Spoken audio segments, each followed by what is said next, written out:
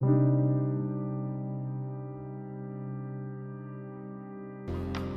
the moon completely covers the bright disk of the sun, that's a total solar eclipse. It is relatively small. This limits the locations on Earth that get to see it.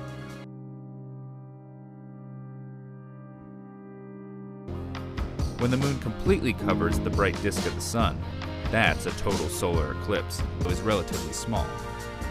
This limits the locations on Earth that get to see it.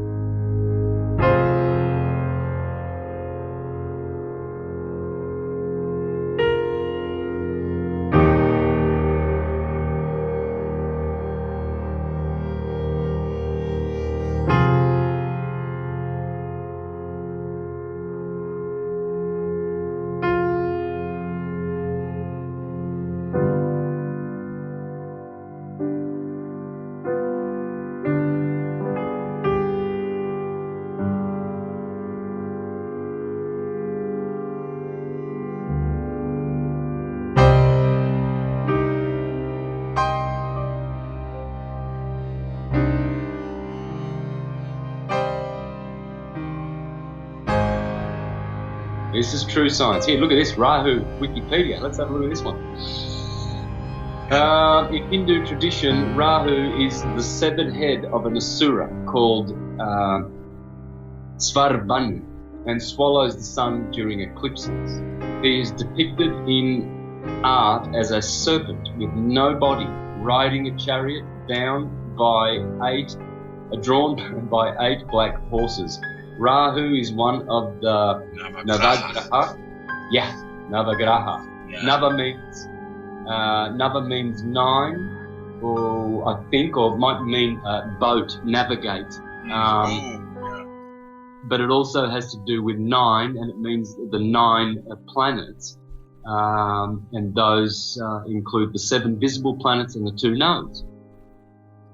Nice. Right? Yeah. Nice. Makes sense. Yeah. Sure makes sense to me. I love it. Yeah. And go ahead. I'm sorry. Response to, and here it is. You see, there's a tradition that the head was split into 7 pieces. This is what I'm talking about. The 7 discs. Yes.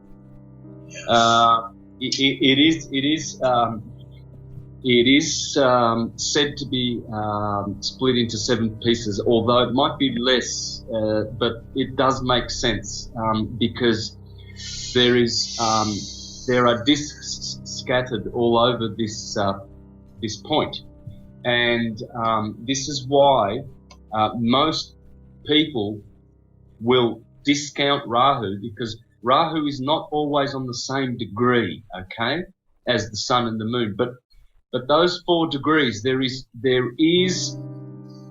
within that 4 degrees is where all the eclipses happen. This is the point. So it might be that one of it's only 2 or 3 of the discs that have this effect to totally block. Surely, absolutely. And those nodes are somewhere associated with the firmament, and scientists know exactly the degree and the declination, especially declination of the nodes, and hence they can predict when a total eclipse is going to happen. It's trickery. They're claiming that they can do this with a rotating, orbiting, and all of these various motions of the heliocentric model. It's impossible. You cannot predict eclipses with this model. They know it. Absolutely. And what I was going to say is, because there's nothing new under the sun, it's a system, because there's only full moons at the southern descending node. There's only lunar eclipses on a full moon, and there's only solar eclipses on a new moon, and that's case closed. It's just it's only happens at those times. It's like a system. Nothing new under the sun. Yeah. So the prediction I'd like to make is that what are people going to see? Well, there's going to be a lot of cameras out. I know that. Everybody's excited about this particular eclipse, and I know why, because there's been a 2 or 3 year build-up with the coming out of the true stationary flat Earth teaching, and we've got the attention of the whole world, and scientists are trying to explain this backward shadow, this retrogressing shadow, and they're clueless, and they're showing that they are clueless by giving very, very hocus pocus, honky shonky wonky dodgy bodgy bogus pseudoscience explanations, as they always do. Oh, you can't make it up. So what I believe people are going to see, if they put filters on their Zooms, etc., they're going to actually see Rahu in a way that they've never seen before for the first time in history, and they're going to be busted. Basically, they're busted. It's so exciting. It's so exciting.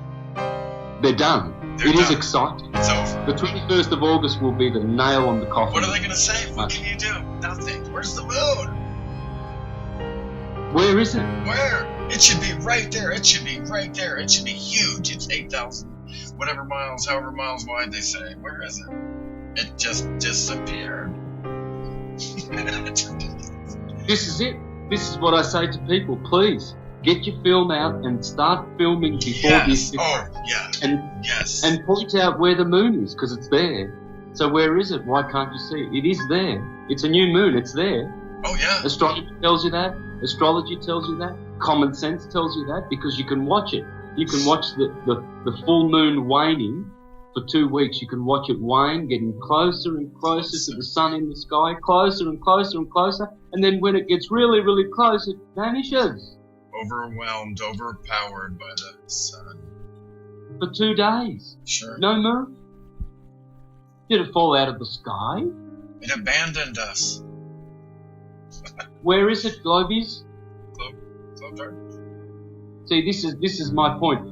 If they can explain this just one thing to us, please explain it. Please explain it. And then this, it's checkmate. If they can explain that, then they've got our attention. But they never have. They never have had the attention of truthers, real people who really, really use their intelligence and really, really think. Let's pull up an image of Venus transit, shall we? We'll do this today. What do you reckon? Sure, absolutely. Yes, sir. Love it. All right, here we go. Videos. Let's have a laugh. Oh. Let's see what the cult of Santa Ball cartoon presented Venus transit. Have a look at this. It's so embarrassing. You can tell it's CGI focus. Pathetic.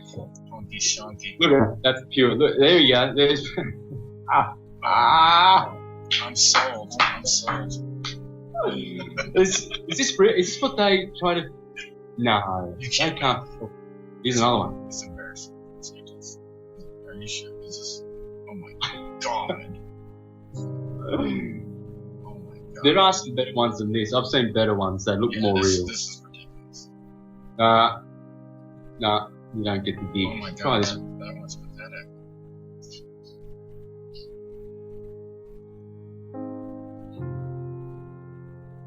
Sunspot. No, I'm sorry. Transit of a node. It'll take about 6 hours and 40 Hang on, there's a globe tart talking. Pay attention. Oops. slowly across the front of the sun. It'll take about 6 hours and 40 minutes from Venus to go from one side of the sun to the other side of the sun. But not all of that will be visible depending on where you're located. Exactly. The amount of the transit of Venus that you get to see depends on your location. On the east coast of the United States, the sun will set with Venus still in front of the sun. So you'll get to see about 2 to 2.5 hours of the transit of Venus before the sun sets. On the west coast, you'll get to see substantially more of the transit of Venus, but the sun will still set with Venus in front of it. If you'd like to see the whole transit from beginning to end, you will have to go further west than that, out to Hawaii, for example, where the full transit from beginning to end will be visible. Transits of Venus are great to see because they're exceptionally rare. Transits occur in pairs, with the members of the pair separated by 8 years, and the pairs themselves are separated by 105.5 or 121.5 years. For this transit, Good point. So, what he's saying, so I don't know whether any of these pictures are real. I'm sure they saw something. They would have had to see this dot, okay, which is not Venus. It's the node of Venus, which I'll prove in a minute. Sure. Uh, And that's why it looks so similar to the disk of Rome. exactly. Yeah. Exactly. Good point. Yeah. So, something's wrong here. These are CGI, man. These are not real photos. I don't know why they couldn't show real photos. I'm not doubting that they didn't see something here, because I know that people will distort what I'm saying. Right. They must be seeing something. Because have a look at this, right? Have a look at this. You just go to Wikipedia, folks. Transit of Venus. Okay, look when it happens. Okay, the one that happened, the last transit of Venus was on the 5th and 6th of June in 2012. I remember that one. And then the one before that, 8 years earlier, was on June the 8th. Now, why the 5th and 6th and 8th of June? Well, that's Gemini, because that's where the node, I don't know whether it's a retrogressing node, like the moon's nodes. They are retrogressing 18 years, an 18-year cycle. But if it is, well, it's very, very, very slow. But I'd like to suggest that the Venus node has always been here. It's a node. Yeah. It's not, obviously, because if it's always here on the 5th and 6th, the middle of Gemini, Right. that means, exactly, that means it's fixed in a certain place in a firmament. That node is, That's right. I love it. Everything works out beautifully. The ancients know everything, and I trust them, and I don't trust NASA as far as I can tell.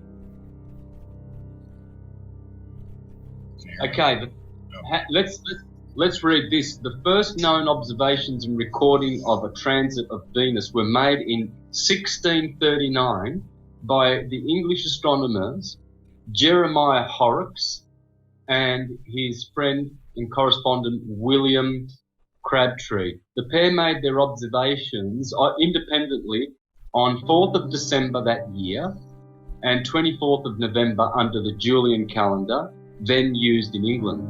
Interesting. So, guess what? December 4th is opposite June.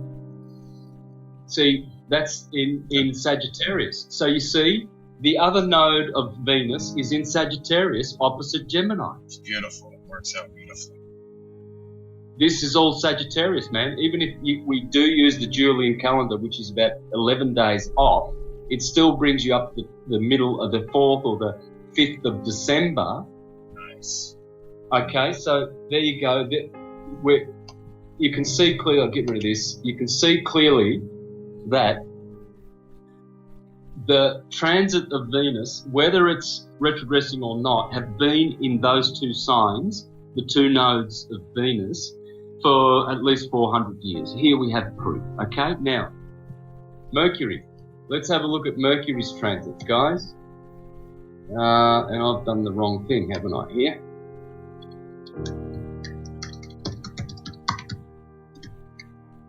Transit of Mercury. We'll see the same thing. We'll see when the transits of Mercury occurs, because that's not Mercury. Look at this picture here, man. That is not Mercury, that little dot there. Please, people. Come on. It's a CGI cartoon. Probably Danny Wilson produced this. I think Danny Wilson's working with NASA. He's definitely a NASA shill. For sure. And definitely upside down spinning and swine eating. Definitely. Transits of Mercury occur in May or November. Well, that's Taurus and Scorpio, another axis. Like Rahu and Ketu are exactly 180 degrees apart from each other, so the north node and south node of Mercury and Venus are directly opposite each other, folks. It all works out. It does. I love it. Let's read this. So, science. Transits of Mercury occur in May and November. The last 4 transits occurred on November 15th, Scorpio. May 7th, Taurus, directly opposite. November 8th, my brother's birthday, Scorpio. May 9th, Scorpio. November 11th, Scorpio. November 13th, Scorpio. Folks, these are knowns, okay? Yep. Oh, man, it's... You have been warned, you have been informed. You can't unlearn the truth when you discover it. Here again, look, these are CGI pics, man. Look at that dot. It's about 10 times bigger than this dot here. Look at that. You can see it. Yeah, that's ridiculous. There's no real pictures of these freaking transits. I don't think there are. If there are, they haven't been posted. Where are they? They don't exist. They don't exist, unfortunately.